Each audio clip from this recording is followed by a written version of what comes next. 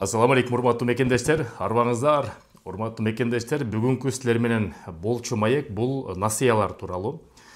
Көп мекендештер микрокредиттик уюмдардан насыя алат, карыз болуп калат, кээ бир микрокредиттик уюмдардын приложениясы аркылуу тыйын которот. Ошо боюнча мекендештерден бир нече суроолор топтолуп калды. Кыскача силерге жооп берип коелу. Жеңил болушсун, микрокредиттик уюмдардан МКК Корона деген бар, ошонун негизин айтып берели. Биринчиден, эгерде мекендешти микрокредиттик уюмда карызы болсо, анда ошол приложение аркылуу Кыргызстанга акча которобу же которбой эле коюш керек дегенге. Которсо болот, эч кандай тоскоолдук болбойт. Себеп деген карыздын, займдын өзүнүн приложение, бир эле приложениядан функциясы башка, тыйын которуу системанын функциясы башка. Муну эки башка уюм деп койсок деле болот. Бирок ошо бир приложение аркылуу, мурда көп мекендештер Корона приложениясы аркылуу которуп жүрчү эле, адаттагыдай эле которо бергиле, эч кандай тоскоолдук болбойт.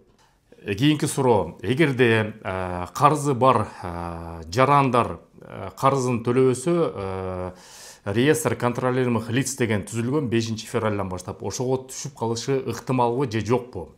Эч кандай жок. Себеп деген реестр контролируемых лиц бул ички иштер министрлиги МВД тарабынан коюлат. Биринчиден, экинчиден болсо Роспотребнадзор болушу мүмкүн, үчүнчүдөн болсо сот чечимдери менен болушу мүмкүн.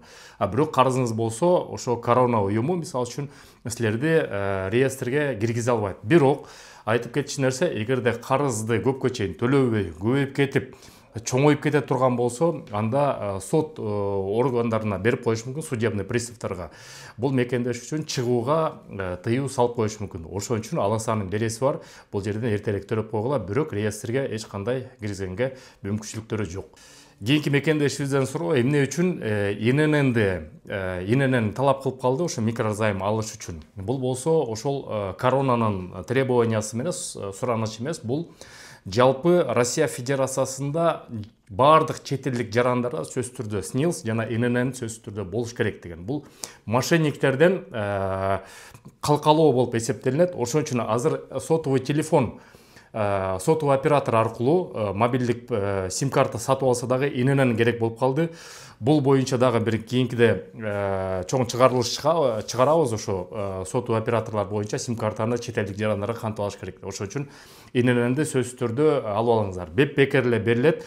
Кандай алынат экенин эгерде ким билбесе комментарийга жазылып коюңуз. Же болбосо буга чейин бир ИНН жөнүндө видео чыгарганбыз, азыр мен ссылкасын киргизип коем. Ошол жактан толук көрүп алсаңыздар болот. Кийинки суроо, биздин мекендештен карызды төлөбөй туруп Кыргызстанга мекенге чыгып кетсе болобу? Негизи болот, эч кандай тоскоолдук болбойт.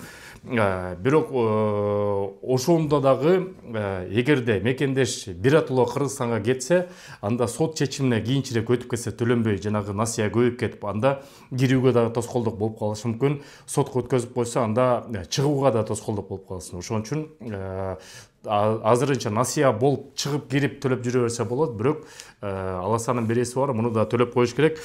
Андан тышкары биздин мекендешибиздин суроосу, мен үчүн башка бирөөлөр карызымды төлөй алабы же насыямды төлөй алабы? Төлөй алат. Ар бир мобилдик приложенияда, ар бир микрокредиттик уюмдарда силерге ошо договор берилет. Ошо договордун негизинде эле сиздин досуңуз, тууганыңыз ошо мобилдик приложенияга кирип туруп, договордун номерин указывать этсе эле, сиздин карыздарыңыз, насыяңыз чыгып калат. Ошону төлөп жүрө берсе болот. Эч кандай тоскоолдук жок. Сиз үчүн башка бирөөлөр төлөгөнгө акысы бар. Негизи эле бул жаатынан дагы көптөгөн суроолор мекендештерде бар, билебиз. Ошол Корона боюнча бирөөнү мошенниктер алдап кетти, бирөөнү кредит алып берип коюп, андан тышкары төлөбөй жүрөт. Эмне кылам, өзүм төлөймбү? Ошо боюнча кандай суроолор болсо, ушул видеонун астына именно насыя боюнча дагы жазып койсоңуздар, шашпай этпей туруп, ошолордун бүт баарын дагы илектеп туруп, реттеп туруп, силерге шашпай айтып беребиз. Сак саламат болуңуздар, аман болуңуздар. Силер менен Кыргыз диаспора кеңеши төрагасы мен Кубанычбек Осмонбеков. Көрүшкөнчө.